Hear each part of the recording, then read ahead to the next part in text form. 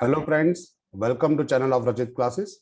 आज जीएसटी के टॉपिक के अंदर हम और डिस्कस करने जा रहे हैं कि ये जीएसटी के अंदर आज हम डेफिनेशंस और थोड़े बहुत कॉन्स्टिट्यूशन प्रोविजन के बारे में डिस्कस करेंगे। सो सबसे पहले जो हम बात करेंगे कॉन्स्टिट्यूशनल प्रोविजंस क्या लगा रखे हैं। सो आर्टिकल 265 के अंदर प्रोविजन बताया गया है कि it state that no tax shall be levied और collected except the authority of law, यानी गवर्नमेंट की जो अथॉरिटी है उसके सिवा कोई भी बंदा या कोई भी कंपनी या कोई भी फर्म टैक्स आपके पास से कलेक्ट नहीं कर सकती। सेक्शन 245 के अंदर लिखा हुआ है deal with the relationship between the union and state, यानी जो सेंट्रल गवर्नमेंट है और स्टेट गवर्नमेंट है उन दोनों के बीच में जो रिलेशनशिप है ये यहाँ पे मेंशन किए जाते हैं।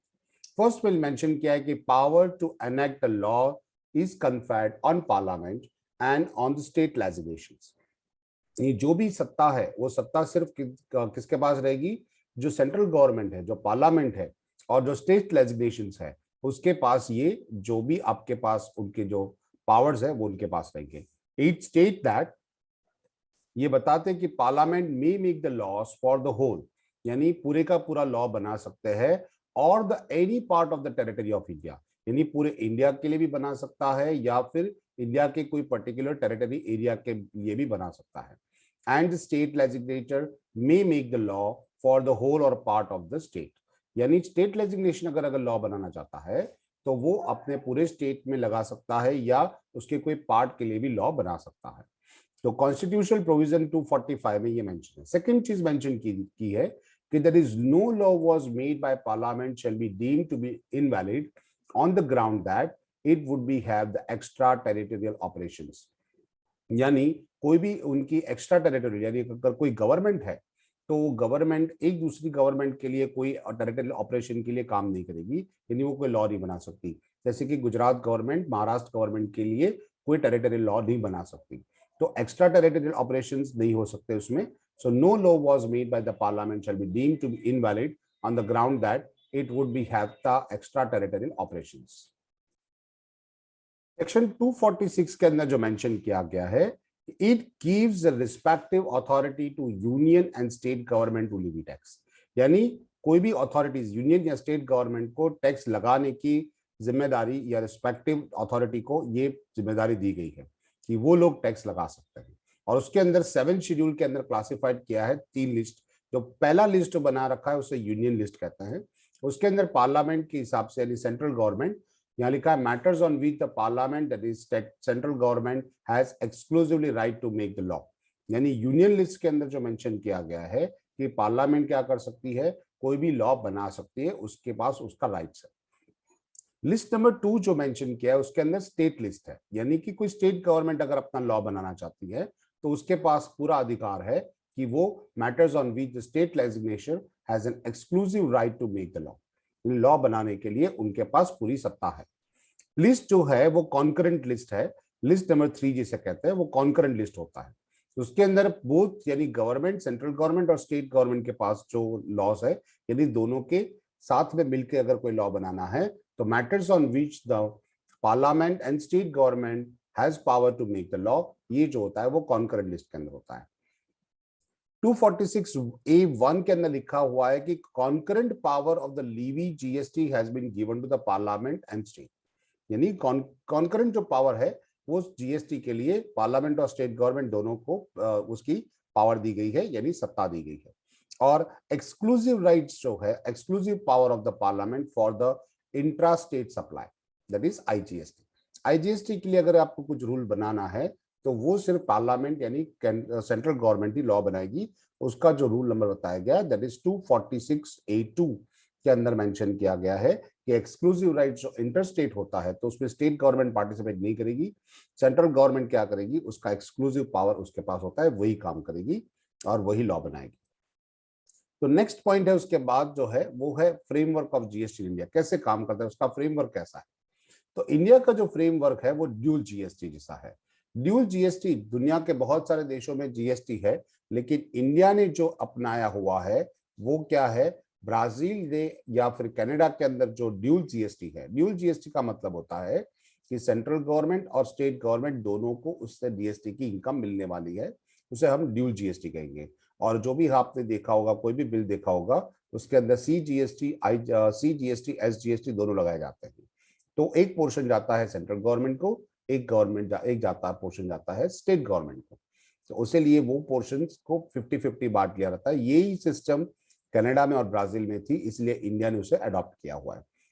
यहाँ मेंशन किया हुआ है कि central and state simultaneously levy the GST on taxable supplies of the goods and service which tax place with in the state और यूनियन टेरिटरी। तो पर्टिकुलरली स्टेट या पर्टिकुलर यूनियन टेरिटरी के अंदर कोई भी किसी भी प्रकार की गुड्स और सर्विसेज का जो सप्लाई होगा, वो स्टेट गवर्नमेंट और सेंट्रल गवर्नमेंट क्या करेगी, साइमल्टेनियसली उसको डिवाइड कर लेगी। Now the centre has power for the intra state sales, यानी अगर आपने and state have to be tax services, state को सिर्फ टैक्स सर्विसेज प्रोवाइड करनी है, बाकी वो पैसा चला जाएगा सेंट्रल गवर्नमेंट को। The centre has a power to tax intra state sales and state have to be tax services. Okay, उसको सिर्फ टैक्स सर्विस प्रोवाइड करनी है। इंडिया की बात करें तो जीएसटी के जो रूल बने हैं वो कौन से बने हैं, तो इंट्रा स्टेट सप्लाई की बात करें तो इंट्रा स्टेट सप्लाई के लिए CGST, SGST, UTGST 2017 के अंदर रूल बने गए। जो CGST है वो levied and collected by the central government होगा। स्टेट गवर्नमेंट जो है SGST, levied and collected by the state government और particular union territory with state designation. उसके अंदर बताया गया कि दिल्ली, पौंडीचेरी जैसे कि जम्मू एंड कश्मीर, इस तीनों को भी हम स्टेट गवर्नमेंट के अंदर कंसिडर करेंगे। यूनियन टेरिटरी के बाद लिखा हुआ है कि levied and collected by the union territory without state designation. इसमें स्टेट डेजिग्नेशन अप्लाई नहीं होते, यूटी गवर्नमेंट उस पर अप्लाई कर सकती है।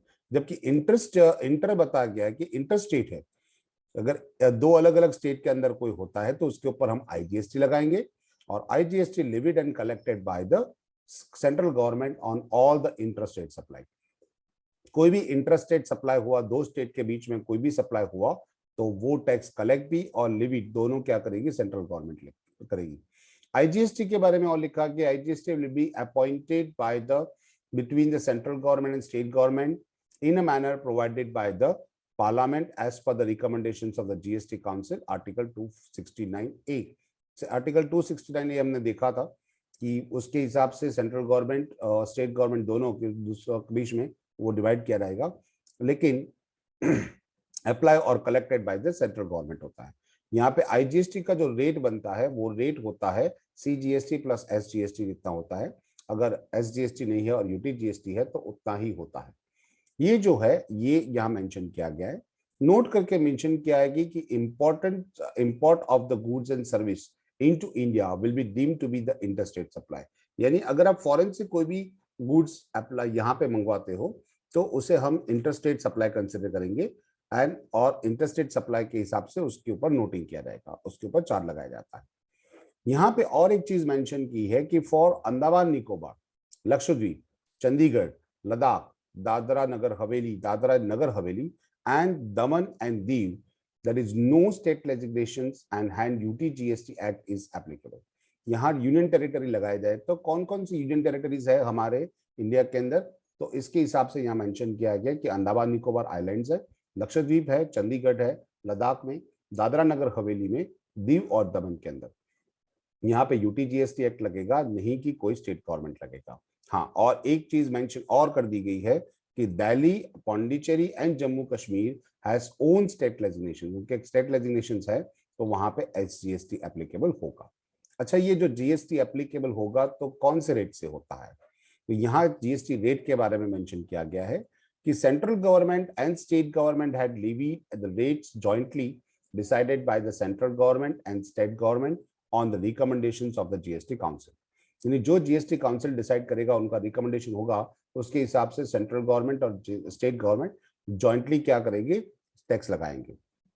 अच्छा, IGST के बारे में बताया गया तो उसकी GST काउंसिल ने उसके लिए भी डेट डिसाइड किया गया है, लेकिन उसके अंदर स्टेट गवर्नमेंट का पार्टीशन नहीं होता, सिर्फ सेंट्रल गवर्नमेंट होता है। That is rates of IGST shall be decided by the centre on the recommendations of the GST council. अच्छा, GST की रेट के बारे में डिस्कस करते हैं तो highest that is peak rates की बात करें, CGST और IGST have been provided by the 20% and 40%। इसका मतलब होता है कि CGST जो है उसका हाईएस्ट रेट बनता है 20%, और जबकि IGST जो है वो IGST का मैक्सिमम जो टैक्सेबल अमाउंट होता है वो 40% है। तो ये दोनों CGST और SGST के बारे में, सॉरी IGST के बारे में लिखा है। और भी टैक्स रेट्स है, tax rates have been fixed by at the 5, 12, 18 and 28% and other rates are 0, 0.25 and 3% भी है। तो ऐसे रेट्स भी यहाँ पे मेंशन किए गए। तो बहुत एसेंशियल होगा तो अगर उसके ऊपर 0% या 0.25% भी लगाया जाता है, और जो लग्जरीज प्रोडक्ट होगा उसके ऊपर 28% भी GST लगा जाता है। यहाँ कुछ मेंशन किया हुआ है कि नेचुरल रेट जो है, न्यूट्रल रेट जो है रेवेन्यू का, वो है 18%, और बेसिक नेसेसिटीज के ऊपर 12% लगाया जाता है, एसेंशियल गुड्स के ऊपर 5%, और डिमेरिट्स लग्जरी गुड्स के ऊपर 28 प्लस GST कॉम्पनसेशन केस भी लगाया जाता है। नेक्स्ट टॉपिक जो हमारे पास है वो है डेफिनेशंस। तो अलग अलग डेफिनेशंस यहाँ मेंशन की गई है कि अगर कोई भी बंदा अगर कोई भी कैलकुलेशन करना चाहे, अगर उसमें कोई भी उसको डाउट हो तो डेफिनेशन से सॉल्व कर सकता है। तो पहले बताया जाए कि भाई एग्रीगेट टर्नओवर क्या होता है और उसमें कौन कौन सी चीज आएगी, कौन कौन सी चीज नहीं आएगी। तो एग्रीगेट टर्नओवर के डेफिनेशन में मेंशन किया गया है सेक्शन 2(6) के अंदर। एग्रीगेट वैल्यूज का मतलब लिखा है ऑल द टैक्सेबल सप्लाईज। कोई भी टैक्सेबल सप्लाईज हुआ, वो taxables, all the supply taxables excluding the value of the inward supply on which the tax is payable by the person on reverse mode. Reverse mode के ऊपर जो tax लगता है उसके हिसाब से उसको एक्सक्लूड कर दिया गया है इसमें से, और बाकी जो भी है ऑल टैक्सेबल सप्लाईज इसके अंदर काउंट की जाएंगी। उसके अंदर दूसरी चीज बताया गया कि एग्जेम्प्टेड सप्लाईज है, यानी एग्जेम्प्टेड सप्लाईज किसको कहेंगे, जिसका रेट नील है, पूरे का पूरा फुल्ली एग्जेम्प्टेड है, या उसके ऊपर कोई टैक्स ही नहीं लगता। ओके, दोनों चीज अलग अलग है। नील रेट यानी टैक्स तो लगता है लेकिन 0% है, और दूसरी चीज टैक्स ही नहीं लगता, ऐसा नॉन टैक्सेबल होता है। उसके बाद होता है exports of the goods and service, जिसके ऊपर जीरो रेटेड सप्लाईज होता है। तो zero rated supplies that is export of goods and service, वो भी यहाँ पे ऐड होता है। Interstate supply of the person having the same bank, यानी एक ही स्टेट के अंदर इंटरस्टेट, अगर एक ही पैन नंबर से अगर दो पर्सन यानी एक ही स्टेट के अंदर अलग अलग ब्रांच होगी, तो वहां पे जो stock transfer by the branch लिखा हुआ है और द ब्रांच ट्रांसफर, वो भी यहाँ पॉइंट है। बट एक्सक्लूड, ये चीज सब ऐड कर दिया जाएगा, लेकिन बस exclude the CGST, SGST, UTGST, IGST and GST cesses. इसके ऊपर कोई केसेस नहीं लगाए जाएंगे। We be computed in all India basis, ये सब कुछ ऑल इंडिया बेसिस पे ऊपर काउंट होगा। ओके, नोट किया लिखा है यहाँ पे, value of inward supplies on which the tax is payable under the reverse mode basis by the person shall not be included in his aggregate turnover.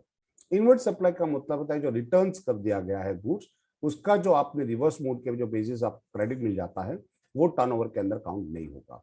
दूसरी चीज बता रखी है, that is value of the supply any exam service including the service by the way of extending deposits, loans and advances, consideration for which the represented by the way of interest or discount shall not be taken into account in calculating the turnover. यानी अगर ऐसी कोई service आप provide कर रहे हो जिसके अंदर exempted सर्विसेज होती है, जिसके बता कि एक्सटेंडेड डिपॉजिट हुए, लोन्स एंड एडवांसेस दिया गया, या फिर consideration for which it's represent by the way of interest और discount shall not be taken, इसको हम एग्रीगेट यानी हमारे एग्रीगेट टर्नओवर के अंदर उसको हम काउंट नहीं करेंगे। इंडिया की बात करते हैं तो इंडिया का मतलब क्या होता है, तो यहाँ पे इंडिया का मतलब होता है territory of India and it's territorial waters. Territorial waters को हम TWI के हिसाब से मेंशन करेंगे, यानी कि जो हमारी दरियाई सीमाएं है वो उसके अंदर आ जाती है। दूसरा, sea beds and the subsoils underlying the such waters, यानी सी बेड्स जैसे कि अंडमान निकोबार जैसा हो सकता है, सबसॉइल्स भी कहते हैं उसको हम कंसिडर कर लेंगे। और continental shelf, exclusive economic zones and or any other maritime zones, यानी कोई भी अगर सेज वगैरह कुछ ऐसा भी है तो भी इसके अंदर काउंट हो जाएगा। और इंडिया के ऊपर की जो एयर स्पेस है उसको भी हम यहाँ पे कंसिडर करेंगे, और इंडिया की वाटर बॉर्डर जो है उसके ऊपर का जो एयर स्पेस है उसका भी हम यहाँ पे काउंट करेंगे। ये पूरा इंडिया होता है। अच्छा, नीचे मेंशन किया गया है कि सप्लाईज का मतलब क्या होता है। सप्लाई का मेंशन किया है सेक्शन 2 सबसेक्शन 105 के अंदर, that is person supplying the goods and services. कोई भी बंदा है कि गुड्स एंड सर्विसेज सप्लाई करता है, including the agent of the such supplies. Okay, उसके एजेंट के अंदर उसका अगर आता है तो भी इसके अंदर सप्लायर माना जाएगा। जैसे कि आप मानते हो कि यहाँ पे अमूल जैसी कोई फर्म है और उसका एजेंट भी है, तो दोनों सप्लायर कंसिडर किए जाएंगे। अच्छा, टैक्सेबल टेरिटरी का मतलब जो यहाँ मेंशन किया है सेक्शन 2(109) के अंदर, territory to which the provisions of this act is apply, यानी कौन से प्रोविजंस में अप्लाई होगा टेरिटरी के अंदर, वो यहाँ मेंशन किया गया। दूसरी चीज यहाँ लिखा हुआ है दैट इज इंपोर्ट। इंपोर्ट का मतलब क्या होता है कि bringing into the India from the place outside India, India के बाहर से अगर कोई भी चीज इंडिया में लाई जाती है उसे इंपोर्ट कहेंगे। एक्सपोर्ट जो नॉर्मल मीनिंग है वही है, making taking out to India, Bharat से अगर कोई चीज बाहर ले गई है तो उसे हम एक्सपोर्ट कंसिडर करेंगे। नेक्स्ट डेफिनेशन देखते हैं, रिसिप्टेंट किसको कहते हैं, यानी जो भी गुड्स रिसीव करता है नॉर्मली हम उसे गुड रिसिप्टेंट कहते हैं, लेकिन जीएसटी के अंदर उसका भी मेंशन किया है कि सेक्शन 293 के अंदर, if the consideration is payable by the supply of goods and service, अगर आपको कोई भी गुड्स या सर्विसेज मिलती है, ओके, और आपने उसका पेमेंट किया है, कंसिडरेशन इज पेएबल, आपको उसको पे करना है, करंटली पे कर रहे हो या फ्यूचर में पे करने वाले हो, वो दोनों केसेस के अंदर consideration is payable for the supply of goods and service, person is liable to pay for the consideration. Recipient को कौन कहलाएगा, that is the person liable to pay the consideration, जिसको कंसिडरेशन पे करना है वो उसका रिसिप्टेंट कहलाएगा।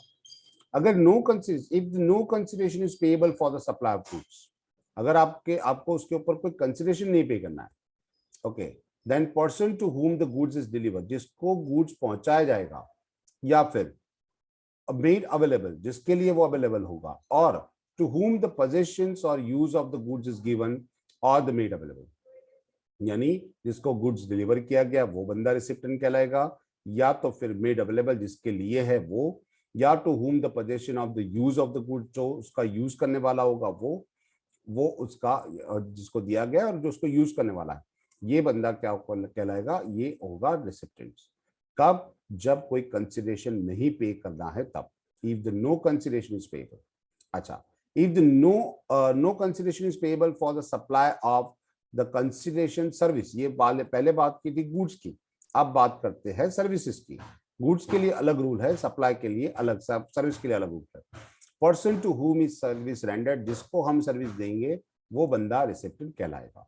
Okay, goods के लिए अंदर जो जिसको डिलीवर होगा, जिसके लिए अवेलेबल है, जो उसका यूज करने वाला है, उसमें से कोई भी एक बंदा वो रिसिप्टेंट कहलाएगा। अगर तीनों एक ही बंदा है तो ठीक है। अगर सर्विस के बारे में बताया गया और कोई आपको कंसिडरेशन नहीं पे करना है तो जिसको सर्विस दी गई है वही उसका रिसिप्टेंट कहलाएगा। तो ये होती है रिसिप्टेंट की डेफिनेशंस। उसके बाद है बिजनेस सेक्शन, बिजनेस की डेफिनेशन बता रखी है कि बिजनेस सेक्शन 217, बिजनेस किसको कहेंगे। सो कोई भी ट्रेड है, कॉमर्स है, मैन्युफैक्चर, कोई भी प्रकार, कोई भी मैन्युफैक्चर है, प्रोफेशन है, वोकेशन है, एडवेंचर एक्टिविटीज है, वेगर है, और any other civil activity whether or not for the precautionary benefits, आपको उसमें से कुछ बेनिफिट्स मिल भी रहा है या नहीं भी मिल रहा, अगर आप कोई भी व्यापार करते हो, कॉमर्स करते हो, मैन्युफैक्चरिंग करते हो, तो ऐसे सारे केसेस को बिजनेस कंसिडर कहा जाएगा। ऐसी कोई भी एक्टिविटी जो इससे रिलेटेड भी हो, that is any activity or transaction connection with the identical in the ancillaries to the वो, यानी ट्रेड कॉमर्स से रिलेटेड कोई भी सर्विसेज भी है तो उसे भी हम बिजनेस कहेंगे। अच्छा, जो activities transaction including nature A में जो लिखा है, whether or not there is an volume, frequency, continuity or regularity, ऐसा भी नहीं है कि वो रेगुलर होना चाहिए, अगर वो रेगुलर नहीं भी है, वो कंटिन्यूस बेसिस पे भी नहीं हो रहा, फ्रीक्वेंसी भी ज्यादा नहीं है, या उसका वॉल्यूम भी कम है या ज्यादा है, वो मैटर नहीं करता, उसे भी हम बिजनेस के अंदर कंसिडर करेंगे। अच्छा, ऐसी कोई भी चीज that is supply or the acquisitions of the goods include the capital assets and service in connection with the commencement or the closure of business, यानी अगर आप बिजनेस शुरू कर रहे हो या आप बिजनेस बंद कर रहे हो, ऐसे केसेस के अंदर आप कोई भी गुड्स एक्वायर कर रहे हो या कोई कैपिटल एसेट्स या सर्विस भी अप्लाई कर रहे हो for the connection with the commencement और क्लोजर ऑफ बिजनेस, तो भी हम उसे बिजनेस कंसिडर करेंगे। यानी बिजनेस शुरू करने से पहले भी अगर आपने कोई ऐसी कैपिटल एसेट्स परचेज की है, बिजनेस के लिए की है, तो वो होगा। इसके बाद मेंशन किया कि provisions by the club, association, society, any such body for the subscriptions और द एनी अदर कंसिडरेशन और द फैसिलिटी और बेनिफिट टू इट्स मेंबर्स, यानी बहुत सारे बाजार में क्लब्स चलते हैं, एसोसिएशन चलते हैं, कोऑपरेटिव सोसाइटीज चलती है, उसे भी हम यहाँ पे बिजनेस कंसिडर करेंगे, क्योंकि वो अपने मेंबर्स को बेनिफिट्स प्रोवाइड करती है, बदले में उनसे सब्सक्रिप्शन लेती है या फिर एनी अदर कंसिडरेशन और कोई किसी भी तरह से उनसे फंड लिया जाता है, तो उसे भी हम यहाँ बिजनेस कंसिडर करेंगे। Admission of person to any premises for the consideration, यानी कोई भी बंदा जो होगा person to any premises for consideration, but पैसे मिल रहे हैं उसके अंदर और ऐसा कोई भी वेंचर है उसके अंदर वो ऐड होता है तो भी वो बिजनेस कहा जाएगा। Service supplied by the person as an holder of the office which has been accepted by him in the course of furtherance of his trade, profession or vocation। यानी किसी बंदे ने अगर कोई ऑफिस भी ली है और वो ऑफिस किसके लिए ली है, अपने बिजनेस के लिए, अपने प्रोफेशन के लिए, अपने काम करने के लिए, तो भी वो क्या हो जाएगा, उसे भी हम बिजनेस के अंदर कंसिडर करेंगे। ऐसी कोई भी एक्टिविटी है दैट लिखा हुआ है that is activities or the race club including the by the way of totalizer or the lease license of book make or activities of the license book make in such clubs। ऐसी कोई भी बहुत सारी activities होती है जो clubs की वगैरह आपको रिसीट बुक बना के देती है या आपको उसमें डिस्काउंट्स कूपन्स बना के देती है, ऐसी लाइसेंस बुक देती है, ऐसी कोई भी प्रकार की एक्टिविटी करता है तो भी उसके अंदर काउंट होगा। और लास्ट में मेंशन किया है कि any activity or transaction undertaken by the central government, state government or any local authority which is engaged as an public authority। Central government का है, स्टेट गवर्नमेंट का है, कि कोई भी और है, लेकिन अगर वो क्या है पब्लिक यूटिलिटीज के लिए उसका यूज होता है तो भी हम उसके कहाँ कहेंगे, बिजनेस एक्टिविटी के अंदर उसको मेंशन किया जाएगा। तो आज हमने थोड़ी डेफिनेशन के बारे में डिस्कस किया, बहुत सारी और डेफिनेशंस भी है जिसके बारे में हम नेक्स्ट लेक्चर में डिस्कस करेंगे। Have a good day.